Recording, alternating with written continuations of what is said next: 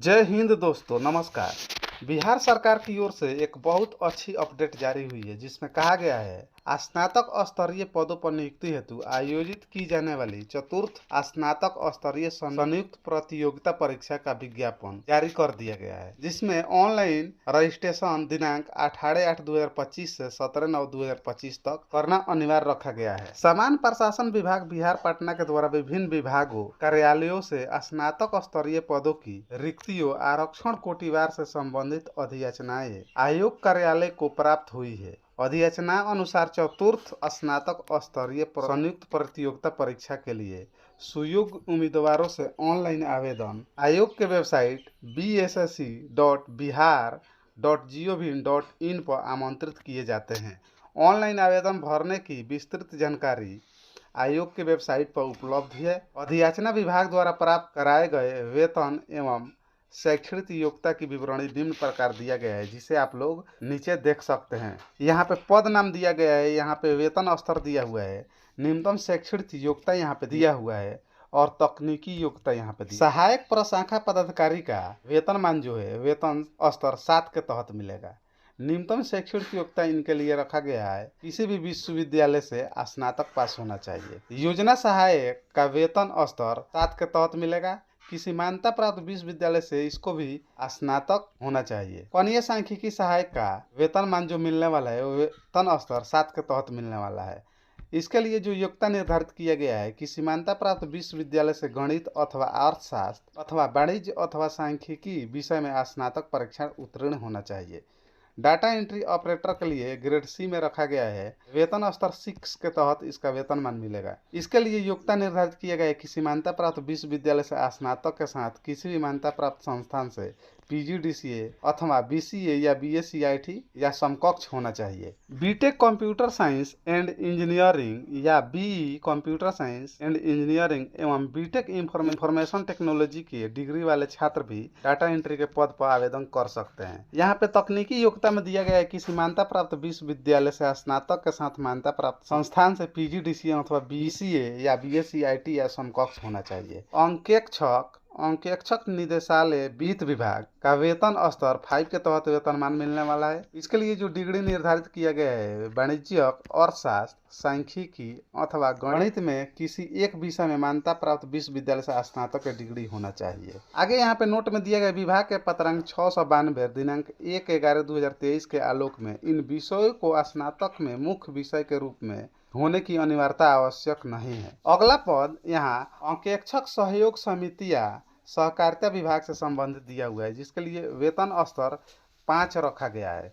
इसके लिए मान्यता प्राप्त विश्वविद्यालय से उत्तीर्ण स्नातक गणित के साथ अथवा वाणिज्यक स्नातक होना चाहिए। आगे यहाँ पे रिक्तियों को कोटिवार विवरणी निम्न प्रकार दिया गया है, जिसमें सहायक प्रशाखा पदाधिकारी के लिए 1064 पद रखा गया है, जिसमें 35% महिला के लिए आरक्षित पद रखा गया है। महिलाओं के लिए कुल पद इसमें 368 रखा गया है। स्वतंत्रता सेनानी के लिए यहाँ पे 22 पद रखा गया है। दिव्यांग अभ्यर्थियों के लिए पदों की संख्या यहाँ पे निम्न प्रकार रखा गया है। योजना सहायक के लिए 88 पद रखा गया है। कनीय सांख्यिकी सहायक के लिए 5 पद रखा गया है। डाटा एंट्री ऑपरेटर के लिए ग्रेड सी के लिए 1 पद रखा गया है। अंकेक्षक के लिए 125 पद रखा गया है। अंकेक्षक सहयोग समितियां के लिए 198 पद रखा गया है। यानी कुल पदों की संख्या 1481 रखा गया है, जिसमें 510 पद जो है महिलाओं के लिए आरक्षित रखा गया है और कुल स्वतंत्रता सेनानी के लिए 30 पद आरक्षित रखा गया है और दिव्यांगों के लिए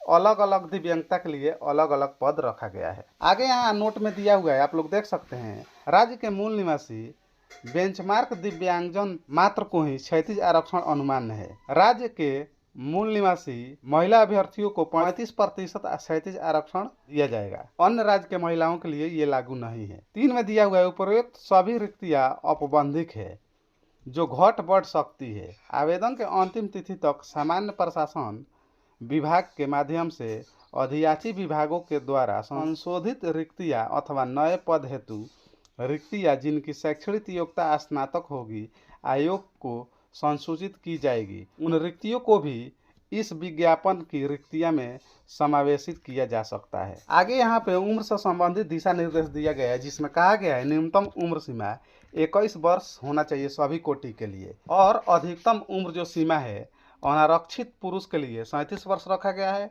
पिछड़ा वर्ग एवं अत्यंत पिछड़ा वर्ग पुरुष एवं महिला के लिए 40 वर्ष रखा गया है। अनारक्षित महिला के लिए 40 वर्ष रखा गया है। अनुसूचित जाति एवं अनुसूचित जनजाति पुरुष एवं महिला के लिए 42 वर्ष रखा गया है। समान कोटि के दिव्यांग अभ्यर्थियों के लिए उपर्युक्त कोटिवार अधिकतम उम्र सीमा के अतिरिक्त 10 वर्ष की छूट रखी गई है। परीक्षा की प्रकृति जो है वस्तुनिष्ठ प्रकार के रखी गई है, जिसमें प्रारंभिक परीक्षा में एक पत्र समान ज्ञान का होगा, जिसके निम्नांकित विषय होंगे सामान्य अध्ययन, समान विज्ञान एवं गणित, मानसिक क्षमता जांच की होगी। प्रश्न वस्तुनिष्ठ एवं बहुविकल्पीय होंगे। कुल प्रश्नों की संख्या 150 होगी। प्रत्येक सही उत्तर के लिए 4 अंक दिए जाएंगे। प्रत्येक गलत उत्तर के लिए 1 अंक काट ली जाएगी। परीक्षा की अवधि जो है 2 घंटा 15 मिनट रखा गया है। प्रारंभिक परीक्षा में भाषा का माध्यम हिंदी या अंग्रेजी होगा।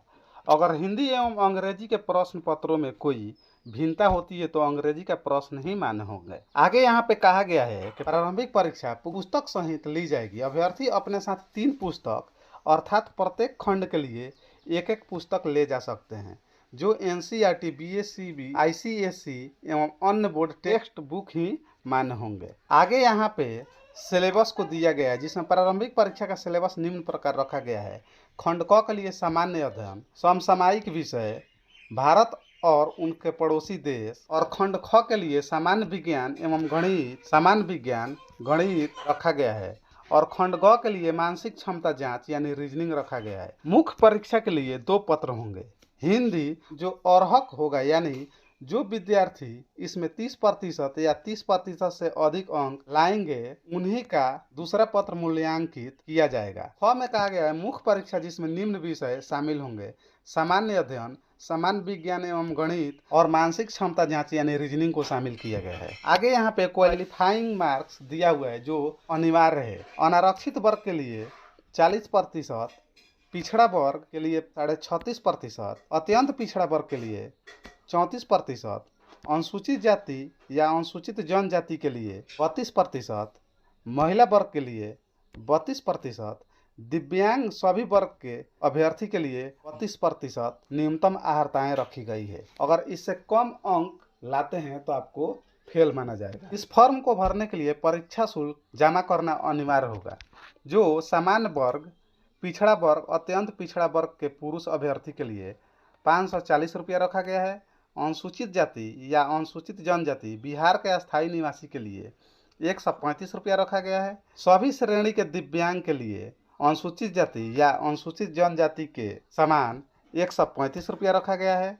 सभी श्रेणी के महिला सिर्फ बिहार के अस्थायी निवासी के लिए 135 रुपया रखा गया है।